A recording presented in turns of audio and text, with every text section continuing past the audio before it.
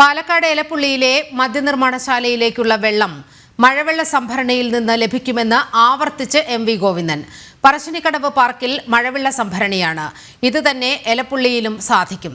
16 കോടി ലിറ്റർ വെള്ളം എലപ്പുള്ളിയിൽ സംഭരിക്കും. നിലവിലെ വിവാദങ്ങൾക്ക് പിന്നിൽ സ്പിരിറ്റ് ലോബികളാണോ എന്ന് സംശയമെന്നും എം.വി. ഗോവിന്ദൻ പറഞ്ഞു. മുമ്പുണ്ടായിരുന്ന ഒരുപാട് സംവിധാനങ്ങളുണ്ടല്ലോ, ഇവിടെ കേരളത്തിൽ തന്നെ ഉണ്ടല്ലോ. അത് UDF-ന്റെ കാലത്തുമുണ്ട്, നമ്മുടെ കാലത്തുമുണ്ട്, എല്ലാം ഉണ്ട്. രണ്ട് കാലത്തും ഉണ്ടായിട്ടുണ്ട്.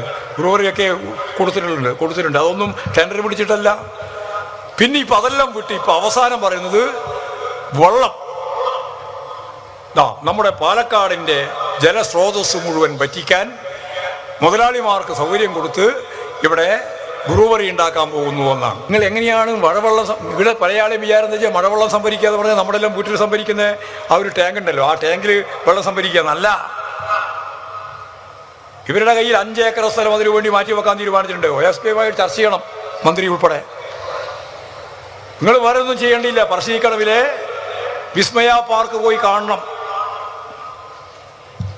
8 കോടി ലിറ്റർ വെള്ളം സംഭരിക്കുന്ന സംഭരണശാല കാണണം. എങ്ങനെയാണ് ശുദ്ധീകരിക്കുന്നത് ഉൾപ്പെടെ കാണണം. ഇവിടെ നിങ്ങൾക്ക് യാതൊരു സംശയവും വേണ്ട, 16 കോടി ലിറ്റർ വെള്ളം സംഭരിക്കാം.